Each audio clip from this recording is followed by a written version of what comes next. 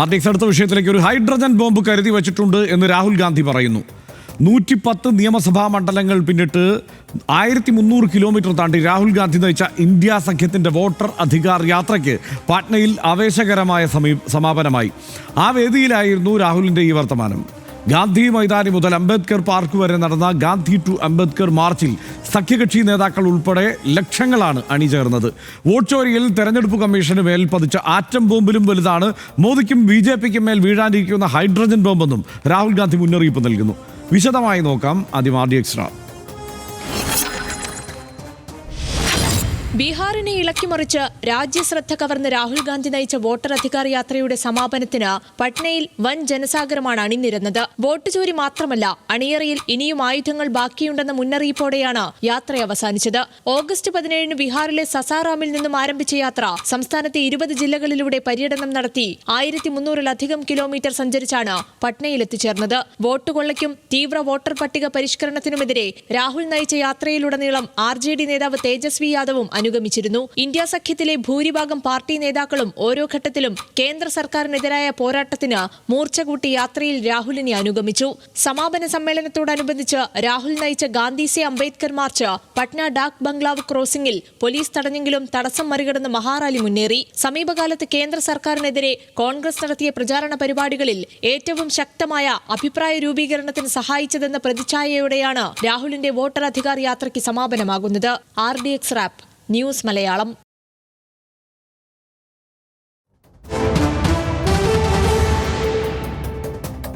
Vote ചോരി എന്നാൽ അവകാശങ്ങൾ, സംവരണം, തൊഴിൽ, വിദ്യാഭ്യാസം, ജനാധിപത്യം എന്നിവയുടെ മോഷണമാണ് എന്നാണ് ഇന്നിപ്പോൾ രാഹുൽ ഗാന്ധി പറയുന്നത്. BJP ജനങ്ങളുടെ റേഷൻ കാർഡും ഭൂമിയും തട്ടിയെടുത്ത് അംബാനിക്കും അദാനിക്കും നൽകും. വോട്ട് ചോരി വാർത്താ സമ്മേളനം ആറ്റം ബോംബായിരുന്നെങ്കിൽ ഇനി വരാനുള്ളത് ഹൈഡ്രജൻ ബോംബാണ് എന്നും രാഹുൽ ഗാന്ധി പറയുന്നു. ആ ഹൈഡ്രജൻ ബോംബിന് ശേഷം മോദിക്ക് രാജ്യത്തിന് മുന്നിൽ മുഖം കാണിക്കാനാകില്ല. ഗാന്ധിയെ വധിച്ച അതേ ശക്തികൾ അംബേദ്കറുടെയും ഗാന്ധിയുടെയും ഭരണഘടനയെ തകർക്കാൻ ശ്രമിക്കുന്നു. ബീഹാറിലും പുറത്തും വോട്ട് കള്ള സിംഹാസനം ഒഴിയൂ എന്ന പുതിയ മുദ്രാവാക്യമുണ്ട് എന്നും രാഹുൽ ഗാന്ധി പറയുന്നു. എന്ന് മാത്രമല്ല, രാഹുൽ ഗാന്ധി ആ മുദ്രാവാക്യം വിളിക്കുന്നു. അവിടെ കൂടിയിരിക്കുന്ന ജനലക്ഷങ്ങളെ കൊണ്ട് അത് ഏറ്റുവിളിപ്പിക്കുന്നു. വോട്ട് ചോരി വഴി ബീഹാർ തെരഞ്ഞെടുപ്പിലും വിജയിക്കാൻ മോദിയുടെ ശ്രമമുണ്ട് എന്നാണ് മല്ലികാർജ്ജുൻ ഖാർഗെ പറഞ്ഞത്. വോട്ടർ അധികാർ യാത്ര തടസ്സപ്പെടുത്താനുള്ള മോദിയുടെ ശ്രമങ്ങൾ പരാജയപ്പെട്ടു എന്നും ഖാർഗെ പറയുന്നു. തന്ത്രപരമായി വോട്ടർ പട്ടികയിലെ പേരുകൾ വെട്ടിമാറ്റുകയും കള്ളവോട്ട് ചേർക്കുകയും ചെയ്യുന്നു എന്ന ആരോപണം തേജസ്വി യാദവും ഉന്നയിക്കുന്നു. ലോക്സഭാ തെരഞ്ഞെടുപ്പിൽ തന്നെ ജയിലിലിട്ടാണ് BJP ജാർഖണ്ഡിൽ വിജയം ഉറപ്പിച്ചത് എന്ന് ഹേമന്ത് സോറനും ഇന്നിപ്പോൾ ഈ യാത്രയിൽ ആരോപിക്കുന്നു. സരീഷെ, അതിലേറ്റവും പ്രധാനപ്പെട്ട കാര്യം ഈ ഇന്ത്യ സഖ്യത്തിൽ അതിന് പുറത്ത് നിൽക്കുന്ന പ്രതിപക്ഷ പാർട്ടികളിലെല്ലാം ആവേശം ജനിപ്പിച്ചുകൊണ്ട് അവരെ എല്ലാവരെയും ഒരുമിച്ച് നിർത്താൻ രാഹുൽ ഗാന്ധിക്ക് കഴിഞ്ഞു എന്നുള്ളതാണല്ലേ? നിശ്ചയമായിട്ടും. അതായത് പ്രതിപക്ഷത്തിൻ്റെ ആ സംസ്ഥാനത്ത് വലിയ കാര്യമൊന്നുമില്ലാത്ത പാർട്ടികൾ അടക്കമുള്ളവ അവിടേക്ക് എത്തി. ഇപ്പോൾ സ്റ്റാലിൻ അടക്കമുള്ള ആളുകൾ, മുഖ്യമന്ത്രി തന്നെയും വോട്ടർ അധികാര യാത്രയിലേക്ക് വന്നു എന്നത് ചെറിയ കാര്യമല്ല. ഇപ്പോൾ ഇന്ന് അവസാനം പറഞ്ഞിരിക്കുന്ന ഈ ബോംബ്, ഹൈഡ്രജൻ ബോംബ്, ഇപ്പോൾ ആദ്യത്തെ നമ്മൾ ആറ്റം ബോംബ് വരികയാണെന്ന് പറഞ്ഞപ്പോൾ ആളുകളെല്ലാം പരിഹാസത്തോടെയാണ് നോക്കിയത്. എന്ന് വെച്ചാൽ അദ്ദേഹത്തിൻ്റെ കൂടെയുള്ള ആളുകൾ തന്നെ വലിയ കാര്യമൊന്നുമില്ല എന്നാണ് വിചാരിച്ചത്. അതുമാത്രമല്ല, BJP എന്ന വാർത്താ സമ്മേളനത്തിൽ പരിഹസിച്ചു. സ്വന്തം കൈ പൊട്ടിപ്പോകാതെ സൂക്ഷിക്കണം എന്നാണ് പറഞ്ഞത് ഈ ബോംബ് പൊട്ടിയിട്ട്. പക്ഷേ അദ്ദേഹം കൊണ്ടുവന്നത് അതിന് ഇമ്പാക്റ്റ് മാരകമായിരുന്നു. ഇതുവരെ അതിന് കൃത്യമായൊരു മറുപടി കൊടുക്കാൻ ഈ തെരഞ്ഞെടുപ്പ് കമ്മീഷനും പറ്റിയിട്ടില്ല, BJPക്കും പറ്റിയിട്ടില്ല. ഈ രാഷ്ട്രീയ കാര്യങ്ങളെ സൂക്ഷ്മതയോടെ നോക്കുന്ന ആളുകൾക്ക് മുന്നിൽ ഇത് മറുപടിയില്ലാത്ത ഒരു സംഗതിയാണ് കേന്ദ്ര സർക്കാരിനും തെരഞ്ഞെടുപ്പ് കമ്മീഷനും എന്ന് സ്ഥാപിക്കാൻ നിശ്ചയമായിട്ടും അദ്ദേഹത്തിന് സാധിച്ചിട്ടുണ്ട്. പലതരത്തിൽ പലപാട് മാധ്യമങ്ങളുടെയൊക്കെ അവിടേക്ക് ചെന്നിട്ടുള്ള പലതരത്തിൽ ഇതിനെ ജനറലൈസ് ചെയ്യാനും പൊതുവൽക്കരിക്കാനും അങ്ങനെ ഗൗരവം കുറച്ച് കളയാനുള്ള ശ്രമം ഉണ്ടായെങ്കിൽ പോലും പക്ഷേ അത് ഇപ്പോഴും നമ്മുടെ രാജ്യത്തിൻ്റെ ചരിത്രത്തിലെ സമീപകാല രാഷ്ട്രീയ ചരിത്രത്തിൽ ഒരു പ്രധാനപ്പെട്ട സംഗതിയായിട്ട് ഈ വോട്ട് ചോരി ആരോപണം നിൽക്കുകയാണ്. അതുകൊണ്ടാണല്ലോ ഇതിലേക്ക് അതിനെ രാഹുൽ ഗാന്ധിക്ക്, കോൺഗ്രസ് പാർട്ടിക്ക്, ഈ യാത്ര നടത്തിയ ആൾക്ക് അതിനെ ഡെവലപ്പ് ചെയ്യാനും പറ്റി. ഇപ്പോൾ നമ്മൾ സൂചിപ്പിച്ചതുപോലെ വോട്ട് പട്ടികയിലെ എന്തെങ്കിലും പ്രശ്നം എന്ന നിലയിൽ നിന്ന് മാറിയിട്ട് വോട്ട് ചോരി നടക്കുകയാണ്, മോഷണം നടക്കുകയാണ്. പക്ഷേ വോട്ട് മാത്രമല്ല അവർ മോഷ്ടിക്കുന്നത് നിങ്ങളുടെ ജീവിക്കാനുള്ള അവകാശത്തെയാണ്, നിങ്ങളുടെ ഏറ്റവും ചെറിയ ആനുകൂല്യങ്ങളെ അടക്കം ഇല്ലാതാക്കാനാണ്, നിങ്ങളുടെ പൗരത്വത്തെ പോലും ഇല്ലാതാക്കാനുള്ള പരിപാടിയാണ്.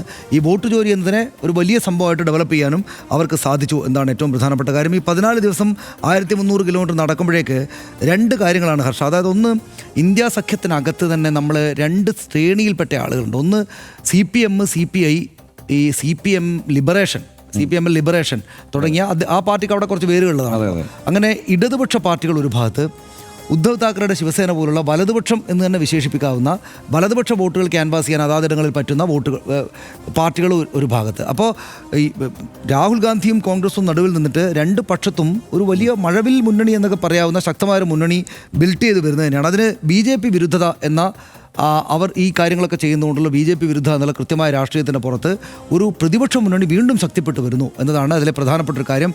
അതിന് മറുപടി കൊടുക്കാതിരിക്കുമ്പോൾ ഒട്ടും ഭയപ്പെടാതെയാണ് BJP ഇരിക്കുന്നതെന്ന് ഞാൻ വിചാരിക്കുന്നേയില്ല. കാരണം കഴിഞ്ഞ തവണ ഇത്രക്ക് ശക്തമല്ലാതിരുന്നിട്ട് പോലും അവരെ ഒരു മുന്നണി സർക്കാർ മാത്രമാക്കി മാറ്റാൻ രാഹുൽ ഗാന്ധിക്കും ഇന്ത്യ സഖ്യത്തിന് സാധിച്ചു എന്ന സാഹചര്യം നമ്മൾ മറക്കരുത്. അതായത് നമ്മളിപ്പോൾ നോക്കുമ്പോഴാണെങ്കിൽ നരേന്ദ്രമോദി തന്നെയും അദ്ദേഹത്തിൻ്റെ മണ്ഡലത്തിൽ ഒരു ഘട്ടത്തിൽ പിന്നോട്ട് പോകുന്നത് പോലുള്ള അതിശക്തമായിട്ടുള്ള പോരാട്ടം കൊടുക്കാൻ സാധിച്ചു എന്ന് നമ്മൾ മറക്കരുത്. പിന്നെ ഏറ്റവും പ്രധാനപ്പെട്ട കാര്യം കോൺഗ്രസ്സിന് ബീഹാറിൽ അവർക്ക് പ്രത്യേകിച്ച് വലിയ ഒരു ഇടമൊന്നും ഉണ്ടായിരുന്നില്ല സമീപകാലത്ത്. പക്ഷേ അവിടെ സീറ്റ് ഷെയർ ഉണ്ടാകുമ്പോൾ അല്ലെങ്കിൽ സീറ്റ് വീതം വെക്കുമ്പോൾ ഞങ്ങളാണ് ഇതിനെ ലീഡ് ചെയ്യുന്നത്, നരേറ്റീവിൽ ലീഡ് ചെയ്യുന്നത് എന്ന രാഷ്ട്രീയ ഒരു കരുത്ത് കാണിച്ചു കൊടുക്കാൻ രാഹുൽ ഗാന്ധിക്കും കോൺഗ്രസിനും സാധിച്ചു എന്ന കാര്യം കൂടിയുണ്ട്. ഒരുപാട് കാര്യങ്ങൾ അതുമായി ബന്ധപ്പെട്ടുണ്ട്. ഇപ്പോൾ ഏറ്റവും കേരളവുമായി ബന്ധപ്പെട്ടാണെങ്കിൽ ഇപ്പോൾ ആവർത്തിച്ചുന്നയിക്കപ്പെടുന്നൊരു കാര്യം എന്തുകൊണ്ട് മുഖ്യമന്ത്രി പോയില്ല, ഒരു വാക്ക് പോലും പറഞ്ഞില്ല എന്നാണ്. നമ്മളതിനെ തിരിച്ചാണ് കാണേണ്ടത്. മുഖ്യമന്ത്രി പോവില്ലല്ലോ. കാരണം ഇവിടെ കോൺഗ്രസും CPM-ഉം അപ്പുറത്ത് നിന്നിട്ട് എതിരിടുന്ന ഒരു തെരഞ്ഞെടുപ്പ് വരാൻ വേണ്ടി പോവുകയാണ്. തൊട്ട് പിന്നാലെ തന്നെ ലോക്കൽ ബോഡി ഇലക്ഷൻ, അതിന് പിന്നാലെ നിയമസഭാ തെരഞ്ഞെടുപ്പ് വരികയാണ്. അപ്പോൾ ഇവിടുത്തെ മുഖ്യമന്ത്രി അവിടെ പോയിട്ട് പിന്നെ രാഹുൽ ഗാന്ധിക്ക്, ഇവിടുത്തെ MP ആയിരിക്കുന്ന രാഹുൽ ഗാന്ധിക്ക് പിന്തുണ പ്രഖ്യാപിക്കും എന്ന് വിചാരിക്കുന്ന കുറച്ച് കടന്ന കൈയായിരിക്കും. ഇവിടുന്ന് ആ പാർട്ടിയുടെ ജനറൽ സെക്രട്ടറി MA ബേബി അങ്ങോട്ട് പോയിട്ടുണ്ട്. സുഭാഷ്ണി അലി, അശോക് ദാവ്ളെ, മറിയം ദാവ്ളെ, ബിജു കൃഷ്ണൻ തുടങ്ങി നിരവധിയായിട്ടുള്ള ആളുകൾ ഈ പരിപാടിയിൽ ആകപ്പാടെ തന്നെ പങ്കെടുക്കുകയും ചെയ്തു. അപ്പോൾ മുഖ്യമന്ത്രി അങ്ങോട്ട് പോയില്ല എന്നത് കാര്യമില്ലാത്തതാണ്. അവരവരുടെ ഗ്രൗണ്ട് ശക്തിയാക്കി നിൽക്കുമ്പോൾ തന്നെയും പൊതുവിൽ വേണ്ട മുന്നണിയുടെ രൂപീകരണം ഉണ്ടാക്കാൻ വേണ്ടിയുള്ള നല്ല തരത്തിലുള്ള കാര്യങ്ങൾ അവർ ചെയ്യുകയാണ് ഉണ്ടായത്. ഈ നരേറ്റീവ് ഉണ്ടാക്കുന്നതിൽ നിയന്ത്രണാധികാരം പിടിച്ചു കോൺഗ്രസും പ്രതിപക്ഷ മുന്നണിയും എന്നതാണ് ഈ യാത്രയുടെ ഒരു പ്രധാനപ്പെട്ട വിജയമായിട്ട് ഞാൻ കാണുന്നത്. തീർച്ചയായിട്ടും അതിലെനിക്ക് തോന്നിയത് രാഹുൽ ഗാന്ധി ഈ വോട്ട് ചോരി വാർത്താ സമ്മേളനം നടത്തിയല്ലോ. ആ വാർത്താ സമ്മേളനം എന്ന് പറയുന്നത് സമ്പൂർണ്ണമായും ഒരു രാഹുൽ ഷോയായിരുന്നു. അത് മറ്റേതെങ്കിലും രാഷ്ട്രീയ പാർട്ടിക്ക് പ്രത്യേകിച്ച് എന്തെങ്കിലും പങ്കുള്ള ഈ ഇന്ത്യ മുന്നണിക്കുള്ളിൽ തന്നെയുള്ള ഒരു രാഷ്ട്രീയ പാർട്ടിക്കും പങ്ക് അവകാശപ്പെടാൻ കഴിയുന്ന ഒരു സംഗതിയേ അല്ല രാഹുൽ ഗാന്ധി അവിടെ നടത്തിയത്. ആ വാർത്താ സമ്മേളനം കാരണം രാഹുൽ ഗാന്ധിയുടെ ടീം അത്രയ്ക്ക് പണിയെടുത്തിട്ടുമുണ്ട്. അതുകൊണ്ടാണ് അങ്ങനെ ഒരു വാർത്താ സമ്മേളനം തന്നെ സാധ്യമാകുന്നത്. അല്ലെങ്കിൽ ഇപ്പോഴത്തെ സാഹചര്യത്തിൽ, ഇപ്പോഴത്തെ ഇന്ത്യയിൽ അങ്ങനെ വെറുതെ ഒരു ആരോപണം ഉന്നയിക്കുക അസാധ്യമാണ്. അപ്പോൾ കൃത്യമായ തെളിവ് വെച്ച് ഒരാരോപണം ഉന്നയിക്കുന്നു, അതിലൊരു മറുപടി പറയാൻ ഇപ്പോഴും തെരഞ്ഞെടുപ്പ് കമ്മീഷന് കഴിഞ്ഞിട്ടില്ല. ഇപ്പോഴും നേരിട്ടൊരു മറുപടിക്ക് BJPക്കും കഴിഞ്ഞില്ല. അതായത് ജനങ്ങൾക്ക് വിശ്വാസയോഗ്യമായ ഒരു മറുപടി കൊടുക്കാൻ BJPക്കും കഴിഞ്ഞിട്ടില്ല. അപ്പോൾ അങ്ങനെ ഒരു ആരോപണം രാഹുൽ ഗാന്ധിയുടേതായി തന്നെ അവതരിപ്പിക്കുമ്പോൾ അതിലൊരു പരാതിയുമില്ലാതെ മുഴുവൻ ഈ പാർട്ടികളും പ്രതിപക്ഷ പാർട്ടികളും ഒരുമിച്ച് അണിനിരന്നു എന്നുള്ളതാണ് ആ ഉന്നയിച്ച ആരോപണത്തിൻ്റെ മെറിറ്റിനെ കാണിച്ചു തരുന്നത്. അത് അത്രയ്ക്കും ഉറപ്പുള്ള ഒരു ആരോപണമായിരുന്നു. അതുകൊണ്ടാണ് വേറെ കൂടുതലൊന്നും ചർച്ചയ്ക്കില്ല. മുഴുവൻ ആളുകളും ഒപ്പം നിന്നു. ഈ പല കാര്യങ്ങളിലും പല വഴിക്ക് പിണങ്ങിപ്പോയിരുന്നവരെല്ലാം ഈ യാത്രയിൽ ഒപ്പം അണിനിരക്കാൻ തയ്യാറായി എന്നുള്ളത് ചെറിയ കാര്യമല്ല. ഈ ആരോപണങ്ങളെക്കുറിച്ച് ഒരു സംശയവും അവർക്കാർക്കും ഉണ്ടായിരുന്നില്ല. മാത്രമല്ല ഇന്നിപ്പം ഞാൻ ഈ രവിശങ്കർ പ്രസാദിൻ്റെ വാർത്താ സമ്മേളനം ഇരുന്ന് കാണുമായിരുന്നു. അതിനകത്ത് ഞാൻ നോക്കുമ്പോൾ ഇതിനെ പ്രതിരോധിക്കാൻ വേണ്ടിയിട്ടാണ്, ഈ വോട്ടധികാർ യാത്രയെ പ്രതിരോധിക്കാൻ വേണ്ടിയുള്ള വാർത്താ സമ്മേളനം. ശരിക്കും അത് കണ്ടപ്പോൾ എനിക്കിപ്പോൾ തോന്നിയത്, നമ്മൾ ഈ ചർച്ച ചെയ്യുന്ന അവസരത്തിൽ തോന്നുന്നത്, ഈ ചൈനയിൽ ഷീ ജിൻപിങ്ങും പുടിനും മോദിയുമായി കൂടിക്കാഴ്ച നടത്തുമ്പോൾ അമേരിക്ക ചില വിചിത്രമായ പ്രതികരണങ്ങൾ നടത്തില്ലേ, ആ മട്ടിലുള്ള ചില പ്രതികരണമാണ് ഈ രവിശങ്കർ പ്രസാദിൻ്റെ ഭാഗത്തുനിന്ന് ഉണ്ടാവുന്നുള്ളൂ. ഈ വിഷയങ്ങളുടെ ഒന്നും മെറിറ്റിലേക്ക് വരുന്നില്ല. അതിന് പകരം ചോദിക്കുകയാണ്, അമ്പരപ്പാണ്, ചോദിക്കുകയാണ് തേജസ്വിക്കല്ലായിരുന്നു അവിടുത്തെ മുഖ്യമന്ത്രി ആവേണ്ടത്. തേജസ്വി മുഖ്യമന്ത്രി ആവുന്നതിന് പകരം ഇപ്പോൾ ഇയാളെ ഏൽപ്പിച്ചിരിക്കുകയാണോ കാര്യങ്ങൾ? രാഹുൽ ഗാന്ധി ഓരോ കാര്യം പറയുമ്പോഴും പാർലമെന്റിനകത്തും പുറത്തും ഞാൻ ശ്രദ്ധിക്കും, പക്ഷെ ഒന്നും മനസ്സിലാകാറില്ല. അതെ. അപ്പോൾ ഇതാണ് പ്രശ്നം. രാഹുൽ ഗാന്ധി ഇങ്ങനെ നയിക്കുന്ന ഒരു സ്ഥിതി ഉണ്ടായാൽ അവിടെ മുഖ്യമന്ത്രി ആവാനിരിക്കുന്ന തേജസ്വി പിന്നോട്ടായ പോലെ ആവില്ലേ എന്നൊക്കെ, അവിടെ അങ്ങനെ എന്തെങ്കിലും ഒരു സൂത്രപ്പണി നടത്താമോ എന്നുള്ളതാണ് ആലോചിക്കുന്നത്. മാത്രമല്ല ഈ സനാതന, ഇപ്പോഴും വീണ്ടും പറഞ്ഞാണ് കണ്ടോ, സനാതന ധർമ്മത്തിനെതിരെ അടിച്ച സ്റ്റാലിനെ ഇവിടെ കൊണ്ടുവന്ന് പ്രസംഗിപ്പിച്ചിരിക്കുന്നു. ഇതൊക്കെയേ പറയാനുള്ളൂ. ഈ പറയുന്ന വിഷയത്തിൻ്റെ മെറിറ്റിൽ ഒന്നും പറയാനില്ല. മാത്രമല്ല ഞാൻ അതിനകത്ത് ശ്രദ്ധിച്ച ഒരു കാര്യം, രാഹുൽ ഗാന്ധിയും തേജസ്വി യാദവും ഏതാണ്ട് ഒരുപോലെ റാപ്പ് ചെയ്യുന്ന പോലെയാണ് അവർ പ്രസംഗിക്കുന്നത്. ആളുകളെ ഇളക്കുന്നുണ്ട്, തിളപ്പിക്കുന്നുണ്ട്. അതായത് അത് ഒറ്റയടിക്ക് മുദ്രാവാക്യം എന്താണ്, ദേശ് കാ ഭൂത് മോദി കാ ഛൂട്ട് എന്നാണ് ഈ തേജസ്വിയുടെ ആരോപണം.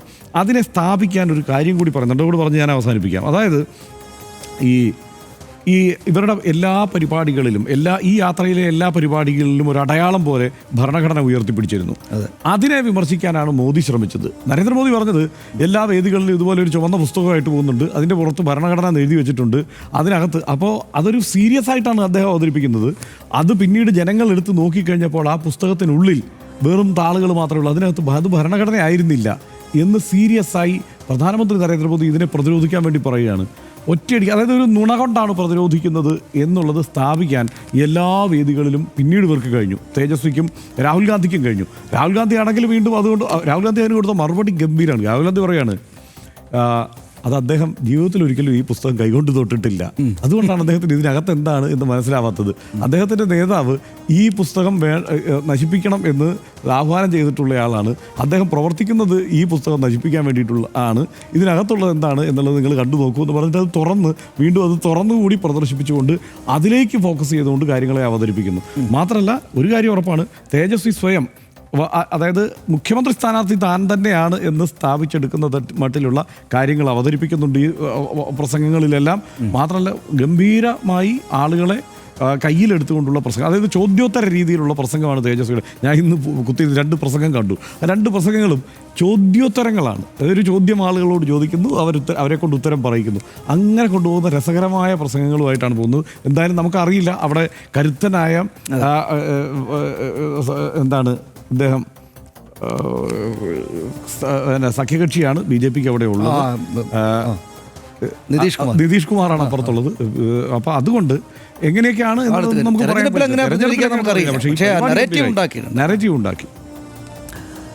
ആഗസ്റ്റ് 17 തുടങ്ങി 14 ദിവസം കൊണ്ട് ബീഹാറിലെ 20 ജില്ലകളിലൂടെ 110 നിയമസഭാ മണ്ഡലങ്ങൾ പിന്നിട്ട് 1300 കിലോമീറ്റർ താണ്ടിയാണ് രാഹുൽ ഗാന്ധിയുടെ വോട്ടർ അധികാർ യാത്ര പര്യടനം പൂർത്തിയാക്കിയത്. മോദി സർക്കാരിനെതിരെ ഇതുവരെ കോൺഗ്രസും രാഹുൽ ഗാന്ധിയും നടത്തിയ പ്രചാരണ പരിപാടികളിൽ ഏറ്റവും ശക്തമായതും ഏറ്റവും അധികം അഭിപ്രായ രൂപീകരണത്തിന് സഹായിച്ചതും ഈ ക്യാമ്പയിനായിരുന്നു. വോട്ടർ അധികാർ യാത്ര പുരോഗമിക്കുന്നതിനിടെയാണ് മോദിയുടെ ജനപ്രീതി ഇടിയുന്നു എന്ന സി വോട്ടർ സർവേ കഴിഞ്ഞ ദിവസം പുറത്തു വന്നെന്നതും ഇതിനോട് ചേർത്ത് കാണാം. രാഹുൽ ഗാന്ധി പറയുന്നത് രാജ്യം ഗൗരവത്തിൽ കാണുന്നു. BJP സർക്കാരിന്റെ തെരഞ്ഞെടുപ്പ് അട്ടിമറിയുടെ ചിത്രം തുറന്നുകാട്ടിയ വോട്ടുകൊള്ള ആരോപണം അതേ ആഴത്തിൽ തന്നെ ജനങ്ങളിലേക്ക് എത്തിക്കാൻ ഈ യാത്രയിലൂടെ രാഹുലിന് സാധിച്ചു. ജനാധിപത്യ ധ്വംസനങ്ങൾക്കും ഭരണഘടനാ ലംഘനത്തിനുമെതിരെ നടത്താവുന്ന ഏറ്റവും മികച്ച പ്രതിരോധം എന്ന പ്രതിച്ഛായയോടെയാണ് പ്രതിപക്ഷ നേതാവിൻ്റെ വോട്ടർ അധികാർ യാത്രയ്ക്ക് സമാപനമാകുന്നത്. കരുത്തുള്ള പ്രതിപക്ഷമില്ലാതിരുന്നതിൻ്റെ കേടേറെ കണ്ടതാണ് കഴിഞ്ഞ വർഷങ്ങളിൽ ഇന്ത്യൻ ജനാധിപത്യം. ആ കുറവ് നികത്തപ്പെടും എന്ന് നമുക്ക് പ്രതീക്ഷിക്കാം. ഇടവേളയിലേക്ക്.